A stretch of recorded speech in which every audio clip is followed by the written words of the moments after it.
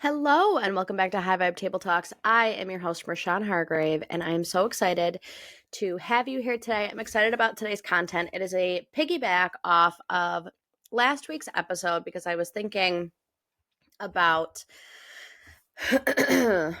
um, showing up and starting to show up. And this is content, again, that I have covered in different podcast episodes, but I was listening to Jenna Kutcher's podcast, and I think she's at I don't know, like 900 episodes or something.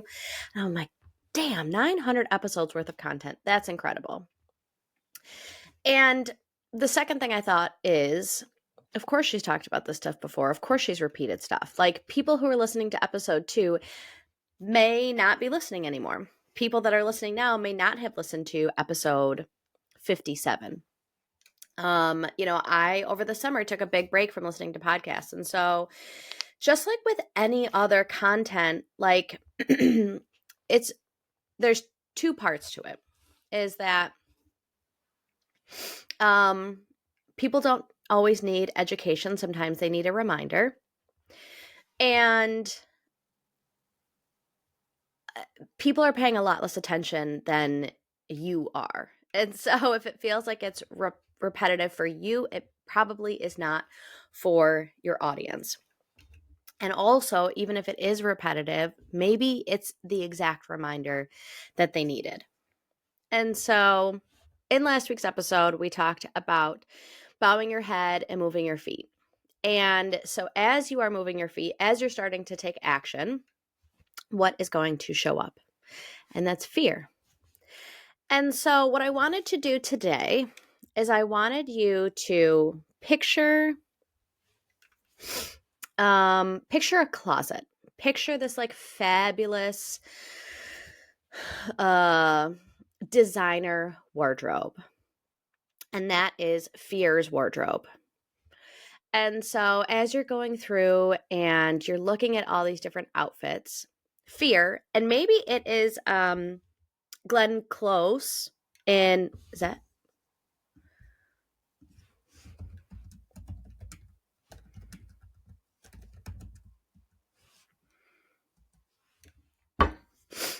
And so you are looking at Glenn Close's wardrobe in The Devil Wears Prada.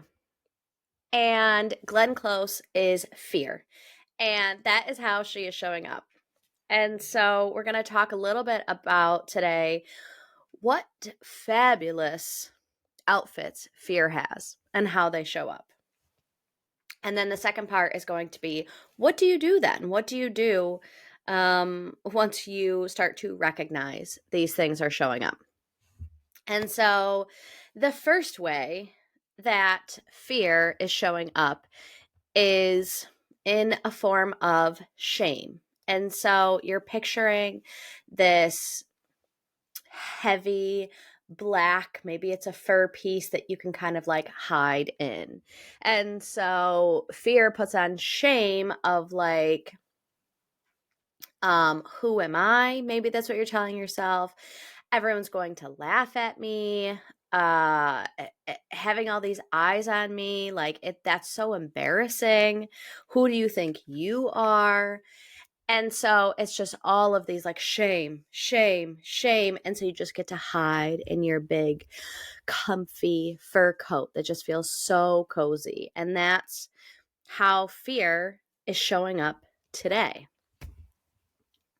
And so we are just going to take that off and put it right back in the closet.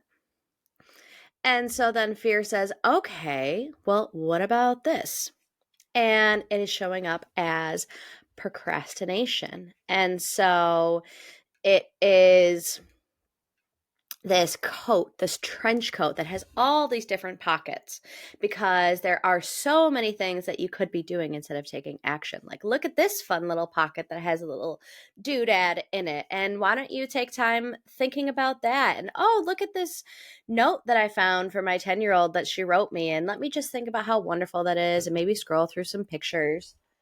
And all of these things that I'm going to do instead of taking the dang action. And fear loves to put on that trench coat and think about all the other things. As I talked about before, like part of why I started my accountability group is because instead of cold calling, I was doing a lot of dishes. I hate doing housework, but dishes seemed real fun compared to something that is as scary as cold calling.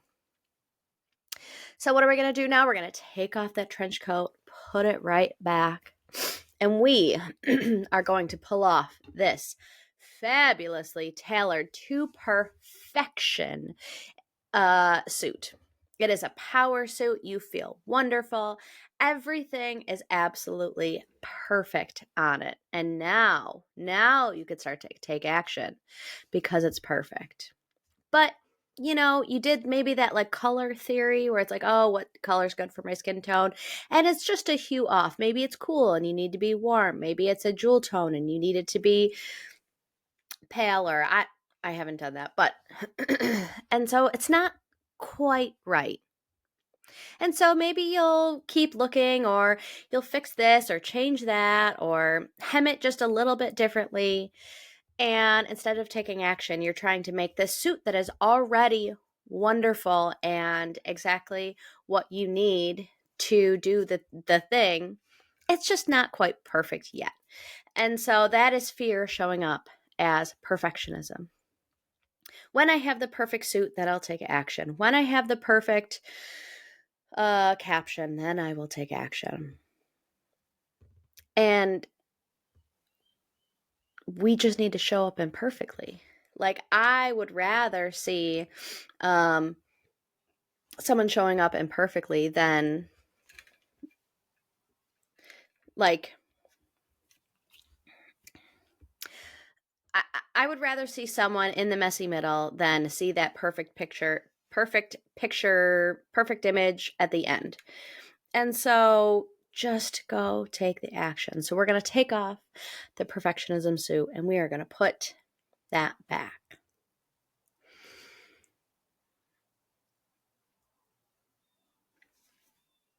And the next thing we're going to take off of the shelf is this blingy, like full out, blinged out, vibrant dress that has gold lace in it and all these details. And it's just so. Am I bleeding now? Every side of it catches a different glimmer of light and brings you to think about, oh, look at this. Oh, look at that. And that is fear showing up with shiny object syndrome. Because it can be really exciting to get a new idea and you start to do the thing and you're like, oh, this is so fun, and you're ideating and it's really cool, and like, what about this and what about that? And then you have to go and you have to do the work. Then you have to go and you have to make the business plan, or you have to cold call, or you have to ask someone for money, or you have to go to a market, or you have to put yourself out there. And then this other cool idea, oh my God, wouldn't it be so awesome if I did this? Wouldn't it be so great? The world needs this new thing. And let me put down the thing that I've put a ton of time and effort into to start this new thing and ideate on this new thing, because that's the fun part of the process. That's not the messy middle. That is the fun, exciting, dopamine creating part of the process. So that is fear showing up as shiny object syndrome. And so you may be thinking like, oh my gosh, yes, my fear shows up as X. And maybe it is procrastination, maybe it is shame, maybe it's perfectionism, maybe it is shiny object syndrome. Maybe it's something else that it shows up for you as. And so the first part of the process is awareness. And it's catching your brain doing those things and saying, I see what you're doing here. You're out of your comfort zone. And so it is fear putting on her power suit. It is fear putting on her beautiful blingy dress.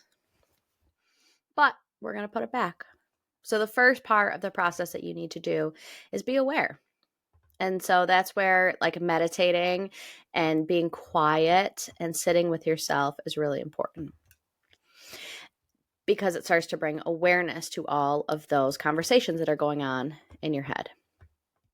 Now, part 2 is action. Now, what do you do about it? Like, how do you combat those? And I like to think about the movie Inside Out. I love those movies so much. But I just see fear being like one of those characters. And it's in our brain for a very important reason. Like, it keeps us in our comfort zone for very important reasons. And so I like to say thank you for bringing that to my attention. You will not be driving. You will not be controlling the GPS. You will not be controlling the radio. I appreciate that you are here for the ride, and we're going to continue because I feel so deeply about this. And so it's accepting those. It's not shaming ourselves. It's not feeling like I'm not meant for this because this is where my brain goes. It's saying thank you. And here's this really nice, comfortable couch for you to lay on and deal with your fear. But we're going to keep going on this journey because I don't want to look back 5 years from now and be like, why didn't I start then? And why did I let fear control my path so much?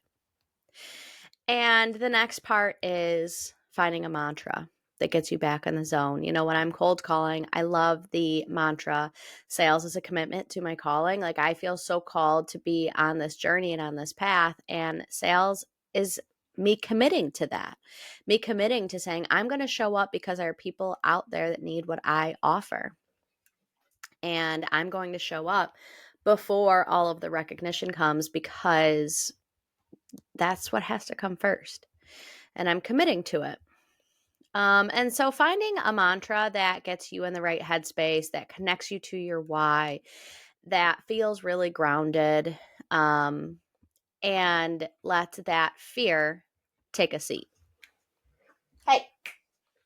Lets that fear take a back seat and say, you get comfy back there while we're on this ride. Again, you're not touching the GPS. You're not touching the radio because I'm not trying to listen to for a while I was listening to those like murder mystery podcasts. And let me tell you, my anxiety could not. I walked in one time and my husband was like waiting for a ride and he was in our kitchen and had the lights off for some reason. Why you'd sit in the kitchen with the lights off, I don't know, but he was doing it. And so I walked in the kitchen and just saw like his shadow and like screamed a scream. I screamed real loud. And I realized that those podcasts were like affecting my anxiety level, and like my baseline was just like too heightened because of what I was listening to.